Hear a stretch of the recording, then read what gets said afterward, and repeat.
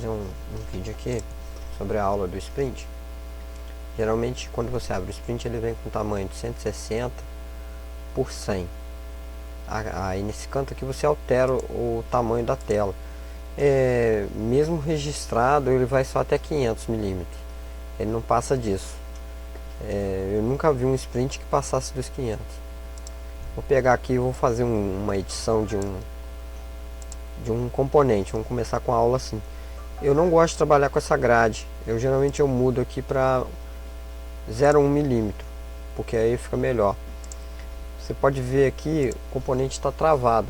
Você não consegue vir aqui nos cadeados liberar ele. Então o que que faz? Clica com o direito, vai em componente, desintegrate o componente. Aí você vai, libera. Ele já aparece o cadeadinho ali para você destrancar. A partir do momento que você destrancou, você pode editar o componente. Você pode aumentar ele se for preciso, ou diminuir. Assim você pode criar também um componente com base igual.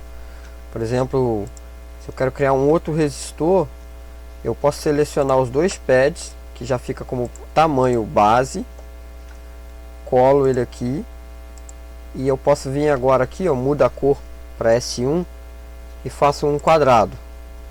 Aí você dá um zoom, troca aqui o milímetro para 0,20, aí você faz um quadrado, tenta centralizar o máximo possível, faz um retângulo na verdade, e daqui você vai e faz o pad terminal. Aí você já criou aí, só a base, tá gente? Criou o seu primeiro componente com as medidas milímetras iguais que tem que ser de um resistor de 1/8. Vamos apagar ele aqui.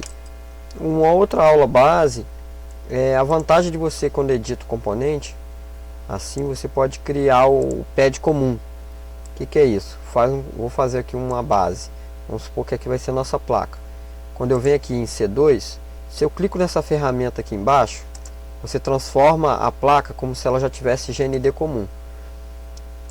Eu venho aqui, vou só editar o lado de fora, só para você ter uma noção que o pad vai estar individual mesmo. Essa ferramenta aqui você pode ser, ela faz quadrados tirando o GND comum. Ela tem aqui e tem o que você faz com várias medidas, Assim você pode tirar um ponto de GND comum.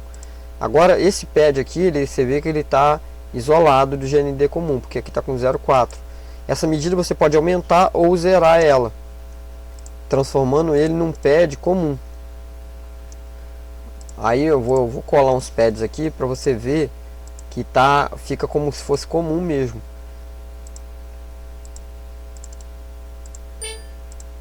Daí esse pad eles estão em comum com esse.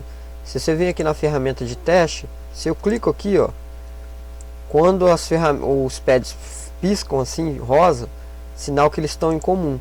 Agora para comprovar aqui, que está isolado, deixa eu ver aqui. Você vai ver que ele não vai piscar, porque é uma placa separada, não tem nada a ver com aquele pad ali. Então você pode usar esse artefato para você fazer o comum GND, o comum do positivo. Se eu pegar aqui, por exemplo, aumentar a placa e colocasse aqui, um pad, vou circular, vou cercar o quadrado dela maior. Isso é só um exemplo, tá gente? Aula básica. Então a partir de agora, mesmo estando cercado, vamos testar. O pad aqui não faz parte daqui, mas você tem uma baita de uma trilha aqui com pad comum. Qual é a vantagem? Você economiza em fazer circuito, né? Fazer trilha. Aqui já vai dar uma trilha super boa para corrente e comum. Aí o resistor aqui por enquanto ele está bloqueado. Quando você vem aqui no cadeado, trancou ele, você pode clonar ele. Só que lembrando, eu salvei ele como pad comum. Então essa aula básica sobre uma edição de componente e sobre gerar a trilha comum. Aí eu vou fazer depois uma outra videoaula, porque isso é só o início, né? Sobre outros componentes, sobre outras ferramentas do Sprint. Conforme o pessoal for tendo dúvida, manda pra mim o que quer que fala sobre, o que quer que ensina, que a gente vai passando aos poucos. Valeu, galera.